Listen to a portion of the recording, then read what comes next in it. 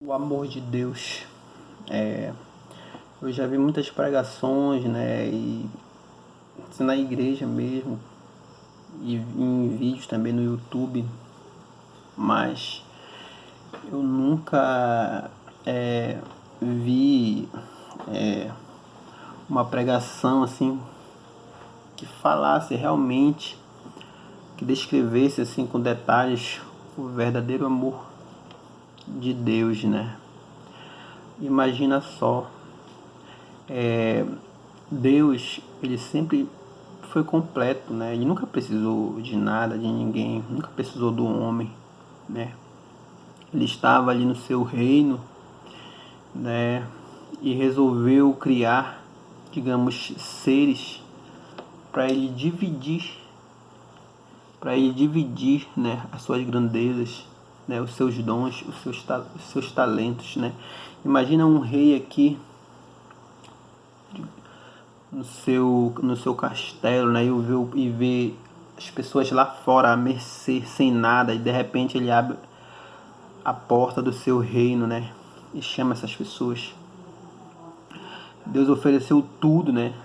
Aos anjos, ao homem, né? Primeiramente, quem errou contra Deus, né? Foram os anjos. Segundo a Bíblia diz que foram os anjos, né? Segundo a Bíblia diz que Lúcifer, um anjo de luz, muito poderoso, ele queria elevar-se, né, acima de Deus ou igualar-se a Deus, só que isso é impossível. Ele começou a mentir, né, dizia que Deus era egoísta e entre outras coisas, né.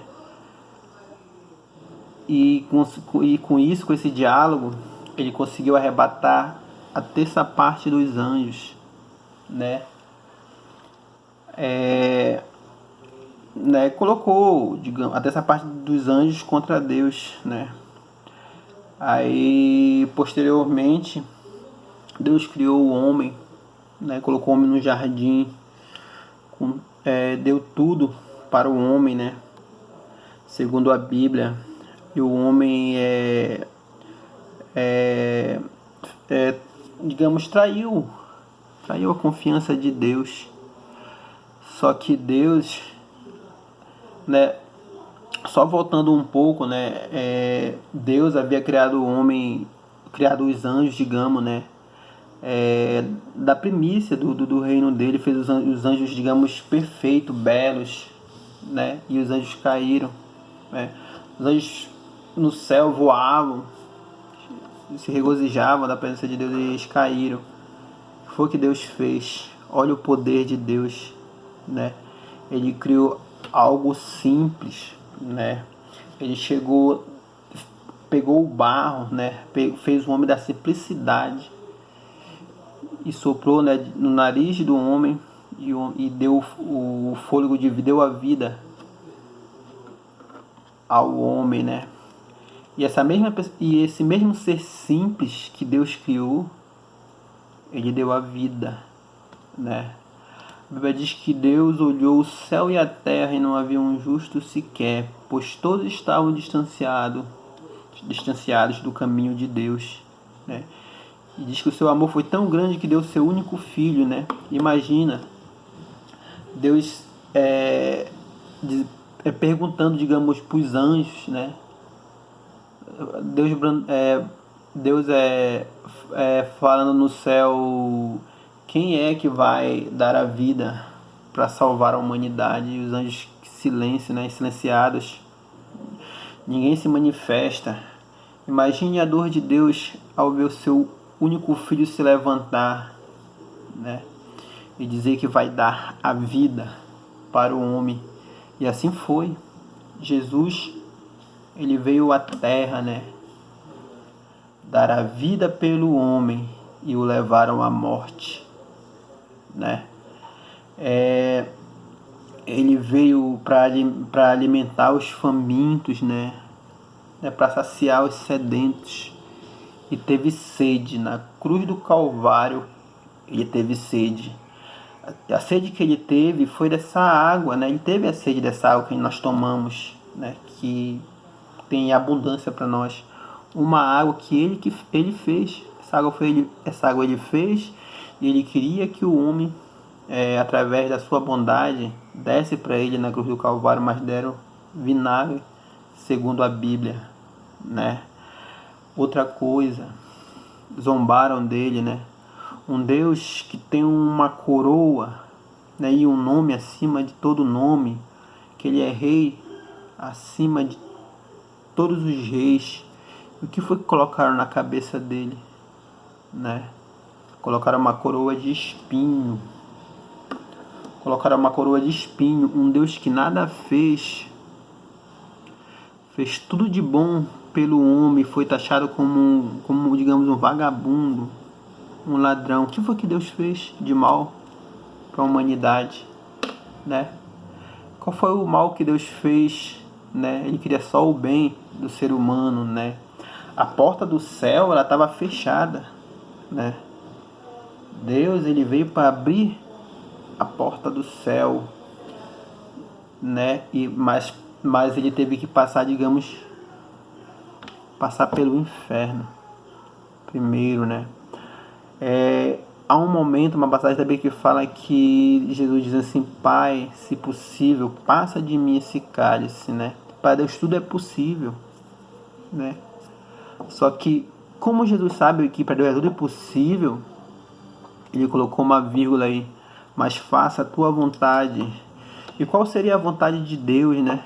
A vontade de Deus é que sua palavra se cumprisse, né? Que Jesus, seu Filho, sofresse e resgatasse a humanidade, né?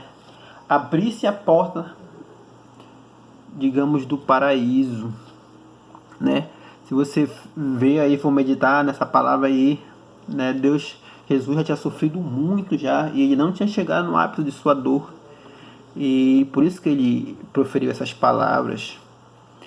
Só que lá na frente,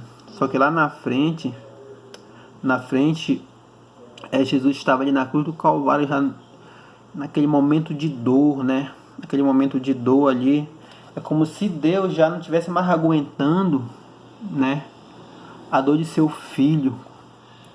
É como se Deus estivesse a ponto de exterminar a humanidade por causa da injustiça que ele estava fazendo com seu filho.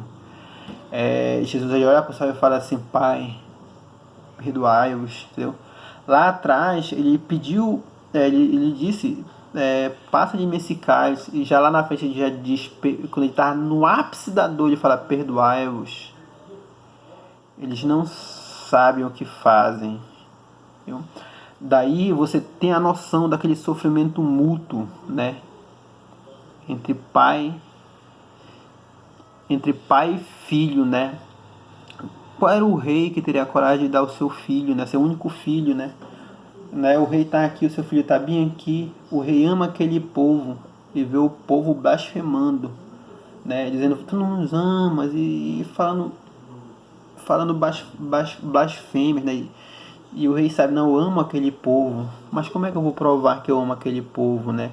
Deus, ele podia provar de infinitas formas, né, que ele amarra aquele povo, né? Ele poderia salvar a humanidade diferente sem entregar o filho dele, mas Deus olhou, né, para as primícias do seu reino, e pegou a joia mais valiosa que tinha.